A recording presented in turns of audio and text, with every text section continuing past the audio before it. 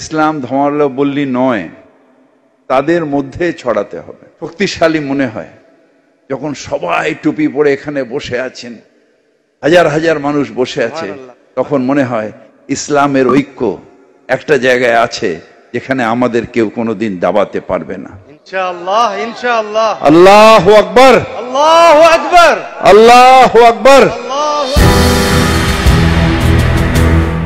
উনি কলকাতার মেয়র, রাজ্যের পৌর ও নগর উন্নয়ন মন্ত্রী। সেই ফিরহাদ হাকিমের মুখে ধর্মের নামে উস্কানি। এই জুলাই মাসেই ধনধান্য অডিটোরিয়ামে তিনি এই মন্তব্যই করেছেন। টুইট করে তার সামনে এনেছেন বিজেপি নেতা অমিত মালব্য। অনুষ্ঠানটি ছিল সারা ভারত কোরআন আলো ফাউন্ডেশনের।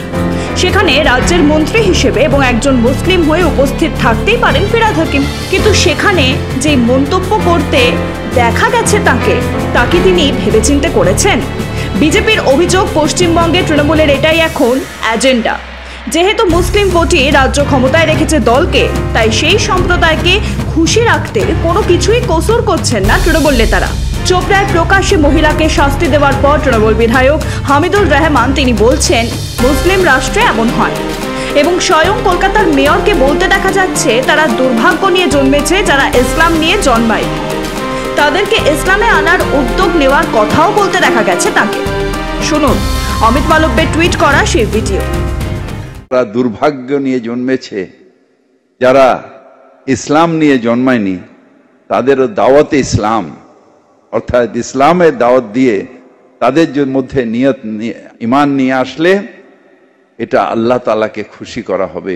ইসলাম ধর্মাবলম্বী নয় তাদের মধ্যে ছড়াতে হবে। শক্তিশালী মনে হয় যখন সবাই টুপি পরে এখানে বসে আছেন, হাজার হাজার মানুষ বসে আছে, তখন মনে হয় ইসলামের ঐক্য একটা জায়গায় আছে যেখানে আমাদের কেউ কোনোদিন দাবাতে পারবে না। ইনশাআল্লাহ ইনশাআল্লাহ। আল্লাহু আকবার, আল্লাহু আকবার, আল্লাহু আকবার, আল্লাহু আকবার। এই অনুষ্ঠানের কদিন পরে নিজের অফিসে টক টু মেয়র অনুষ্ঠানে হাজির ছিলেন ফিরহাদ হাকিম। স্বাভাবিকভাবেই প্রশ্ন উঠেছিল অমিত মালব্যের টুইট নিয়ে, আর তা শুনে মেয়র ক্ষিপ্ত হয়ে ওঠেন।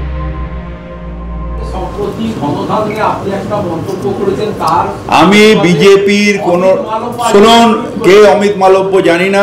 আপনারা যদি মনে করেন যে আমি সাম্প্রদায়িক হতে পারি তাহলে আপনাদের ধন্যবাদ। আপনার মনে হয় যে আমি সাম্প্রদায়িক হতে পারি? ইয়েস অর নো চেঁচিয়ে? নো। সুতরাং বিজেপি কি করছে, ও হেগে গেলে ওর হাগাতে আমি পা দেব না। No questions.